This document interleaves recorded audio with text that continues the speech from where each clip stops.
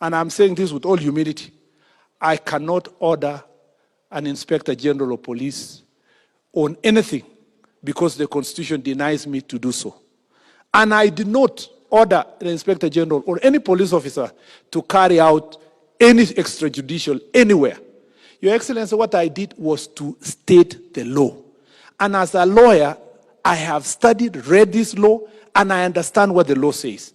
And what I told the police officers is, if you will not find me anywhere where I said somebody should be shot to be killed, you will not find me anywhere where I said that a police officer should take orders from myself. No. I restated the law and reminded them what the law says. And for the benefit of those, Your Excellency, who have been speaking out there, I want to read for them the National Police Service Act, Section 61(2), and Schedule, particularly Schedule 6B1. Your Excellency is very clear on the use of firearm. And I want to read it verbatim. It says, Your Excellency, that firearms may only be used when less extreme means are inadequate and for the following purposes.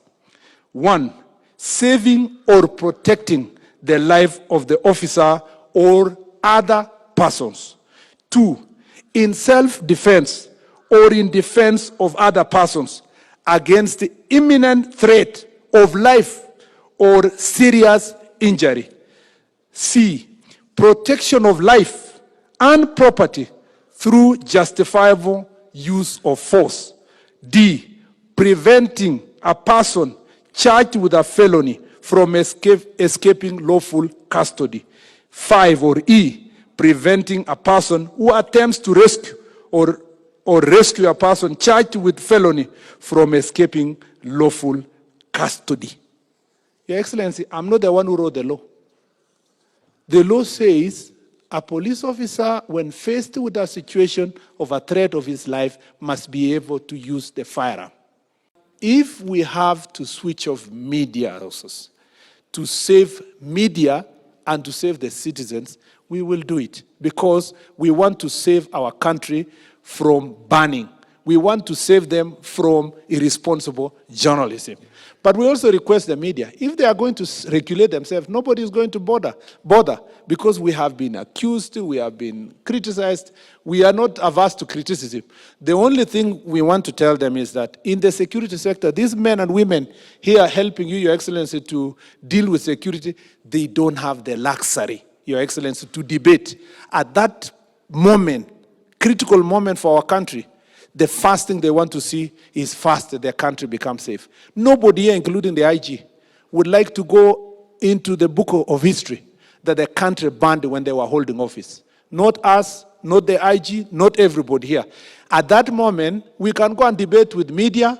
They can call us for interviews. We can debate with the judiciary when we know that the country is safe.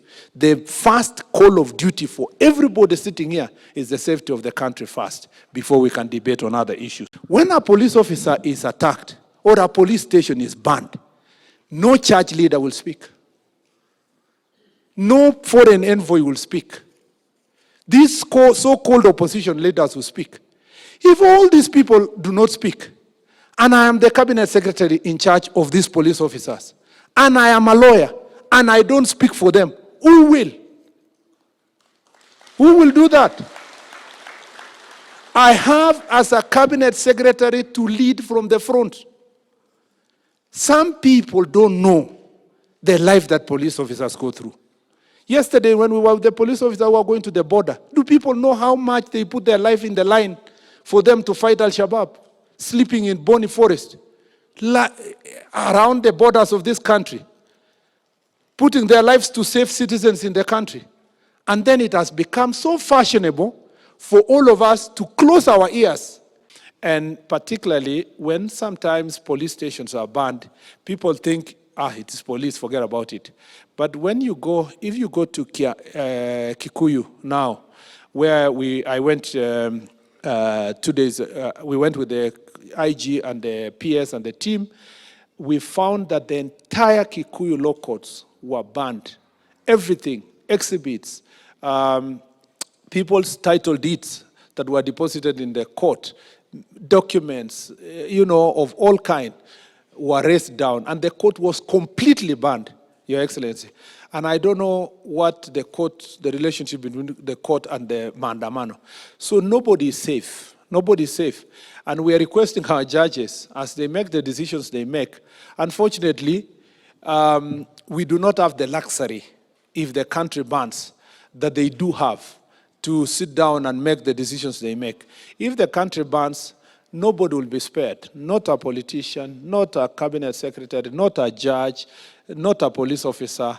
We need there is a feeling that the judiciary is leaving the safety of the country to executive. And then they do their things as they wish. It is time that we have a conversation in what the Deputy President has always talked about what is national interest. And what is that brings us together as all arms of government. When Parliament was invaded last year, I think message became clear to the members of Parliament about what is happening. I think judiciary needs now to come in so that we can work together as three arms of government to protect our nation. It cannot be business as usual if 80 police vehicles have been banned. When tens of police stations have been banned, uniforms stolen, firearms stolen, it cannot be business as usual. It cannot be business as usual. We have to agree that things must change. For us, as government, for the security agencies, and for citizens as well. We are going to change the way we do business so that we can have a nation to live in. Officers, I want to tell you, it is our responsibility as a nation.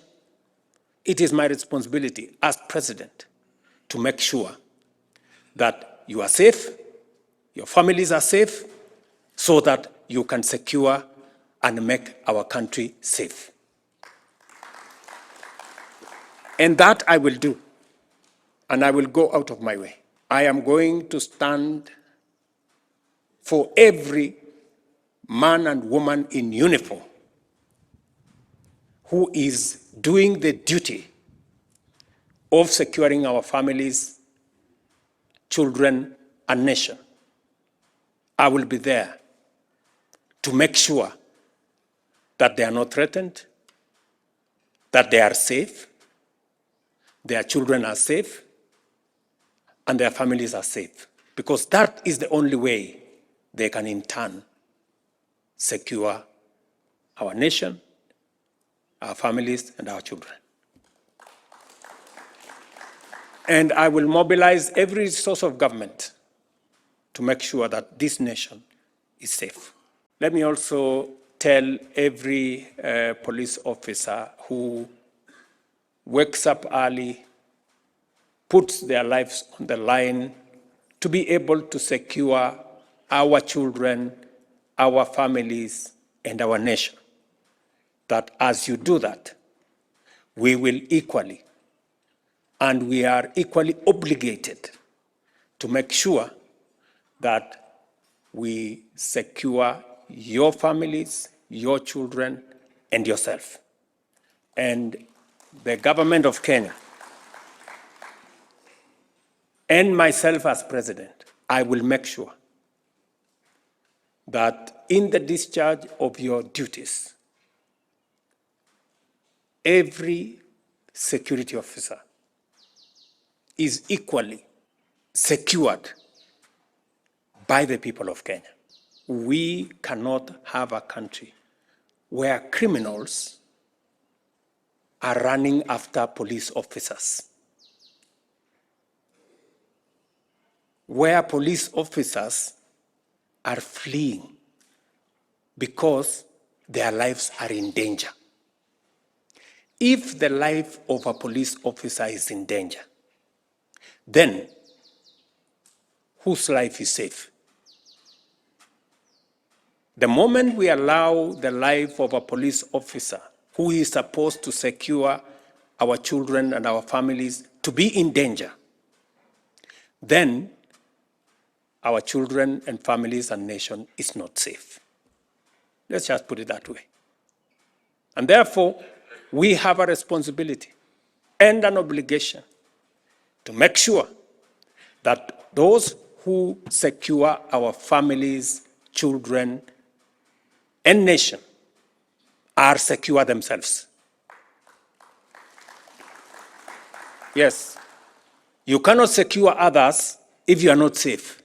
And for our men and women in uniform to be safe, we must give them the equipment for them to be safe so that they can secure our nation, our families, our properties, and our children.